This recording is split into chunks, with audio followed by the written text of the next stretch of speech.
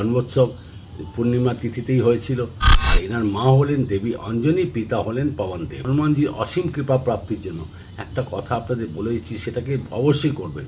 12টা হলুদ কলা, তার সাথে ভাজা ছোলা কিন্তু লবণ ছাড়া, আর তার সাথে আখের গুড় হনুমানজিকে অর্পণ করুন জয়ন্তীর দিনে, হনুমান জন্মোৎসব জয়ন্তীর দিনে। আর তার সাথে আরেকটা করবেন, আপনি অপার ধন সম্পত্তি প্রাপ্তির জন্য একটা কাজ করবেন। সেটা করবেন কি, একটা পান পাতা দেবেন। পান পাতার উপরে 2টো লবঙ্গ, 2টো সবুজ এলাচ, ছোটো এলাচ, আর তার সাথে একটা গোটা সুপারি পান পাতার উপরে রেখে হনুমানজিকে অর্পণ করুন হনুমান জয়ন্তীর দিনে। তার সাথে জবা ফুলের মালা বা তুলসী পাতার মালা হনুমানজিকে অর্পণ করলে হনুমানজি অসীম কৃপা প্রাপ্তি হবে। আপনি জীবনে কোনো দিন দেখবেন কষ্ট পাবেন না।